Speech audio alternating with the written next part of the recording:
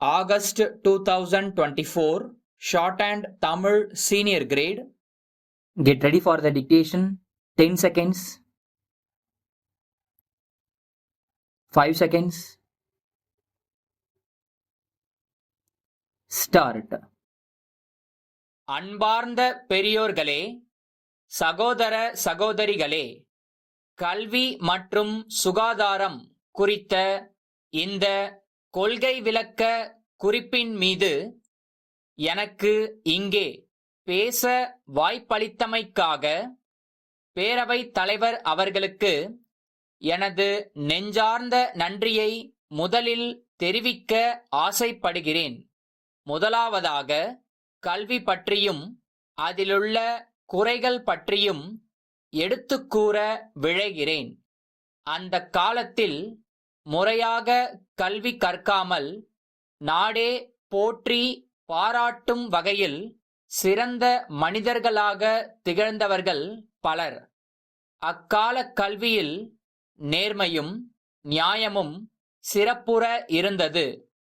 உயர்கல்வி படித்தாலே போதுமானது, சிறப்பானது என கருதப்பட்டது. அதையும் தாண்டி மேற்படிப்பு படித்தவர்கள் விரல்விட்டு எண்ணக்கூடிய அளவில் மிகச் சிலரே இருந்தார்கள்.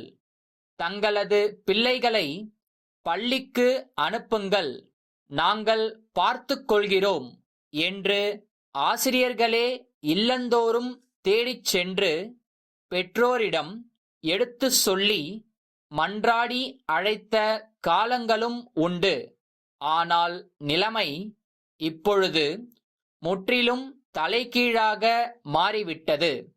அனைவருக்கும் கல்வி என்ற திட்டத்தின் கீழ் வீட்டிலுள்ள அனைவரும் உயர்கல்வி வரை எளிதாக மிகச் சிறந்த வகையிலே கற்று வருகின்றார்கள். இதில் கல்வியை பற்றி சரிவர தெரியாத சில பெற்றோர்கள்தான் தங்கள் குழந்தைகளை ஆரம்பக் கல்வியோடு நிறுத்திவிட்டு வறுமையினால் உயர்கல்வி பயில அனுப்பாமல் வேலைக்கு அனுப்புகிறார்கள். இதனால் குழந்தைகளின் எதிர்காலம் பாதிக்கப்படுகிறது. அதே நேரத்தில் படித்தவர்கள் அனைவரும் நல்ல நிலையில் இருக்கின்றார்களா என்பது கேள்விக்குறியாக உள்ளது. பொறியியல் மேற்படிப்பு படித்தவர்கள் கூட சம்பந்தமில்லாத தொழிலை செய்து கொண்டிருக்கிறார்கள் என்பதும் உண்மை. காரணம், தற்போது கல்வி என்பது லாபம் சம்பாதிக்கும் வியாபாரமாக மாறிவிட்டது. 40-50 ஆண்டுகளுக்கு முன்பு தமிழ்நாட்டில் பல பெரியோர்கள் ஏழை மாணவர்களின் கல்விக்காகவும் முன்னேற்றத்திற்காகவும் தங்கள் சொத்துக்களை தானமாக எழுதி கொடுத்து நல்ல தர்ம காரியங்களை செய்து வந்தார்கள். ஆனால் இன்றைக்கு அது தலைகீழாக மாறியுள்ளது என்பதை இந்த மன்றத்திலே சுட்டிக்காட்ட நான் பெரிதும் விரும்புகிறேன்.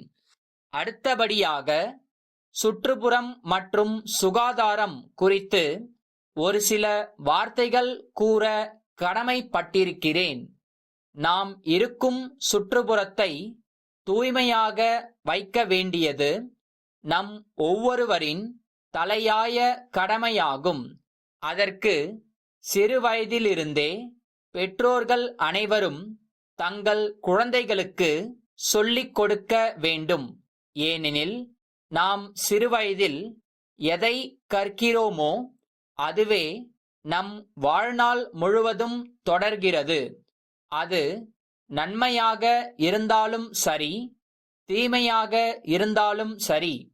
கல்வியால் பரவும் நாகரீகம் என்பது போல் சுகாதாரத்தால் பரவும் நன்மை என்று கூறலாம். சுத்தத்திற்கென தமிழில் பல பழமொழிகள் உண்டு. அதில் குறிப்பிடத்தக்கவை சுத்தம் சோறு போடும், கந்தையானாலும் கசக்கிக் கட்டு, இது போன்றவை ஏற்கத்தக்க உண்மையாகும். நம்மை சுற்றியுள்ள இடங்களை சுத்தமாக வைத்திருந்தால் நோய்கள் வராமலும் பரவாமலும் தடுக்க முடியும். சுற்றுப்புறங்களை தூய்மையாக வைத்திருக்க வேண்டுமெனில் தேவையற்ற பொருட்களை பொது இடங்களிலே கொண்டு சென்று குவிக்கக்கூடாது. திருவாரூர் குமரன் நிறுவன மேலாளர், தஞ்சாவூர் உமா அரிசி மண்டி உரிமையாளருக்கு 8/8/2019 ஆம் தேதியிட்ட கடிதம். அன்புடையீர், தங்களது கடிதம் எங்களுக்கு தாமதமாக வந்து சேர்ந்தது.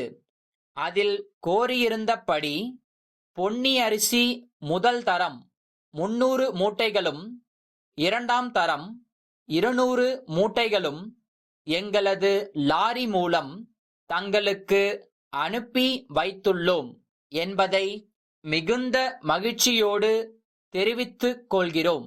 முன்பணத் தொகையில் ரூபாய் 10,000 கழித்து கொண்டது போக மீதி தொகையை காலம் தாழ்த்தாது அனுப்புமாறு வேண்டுகிறோம்.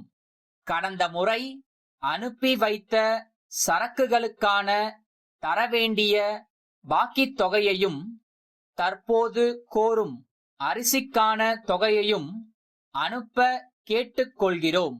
மின்வெட்டினாலும் சமீபத்தில் பெய்த மழையினாலும் பணியாளர் பற்றாக்குறையாலும் தங்களுக்கு சரக்குகள் அனுப்புவதற்கு சற்று தாமதம் ஏற்பட்டு விட்டது. மாவட்டத்தின் பல பகுதிகளில் நெல் விளைச்சல் குறைந்ததால் விலை சற்று ஏறிவிட்டது. விலையை தற்போது குறைக்க இயலாது. வரும் காலங்களில் உரிய காலத்திற்குள் சரக்குகள் விநியோகிக்கப்படும் என்று உறுதியளிக்கிறோம். தாங்கள் எப்போதும் போல் எங்களுக்கு தொடர்ந்து ஆதரவு அளிக்க வேண்டுகிறோம். நன்றி. தங்கள் நம்பிக்கையுள்ள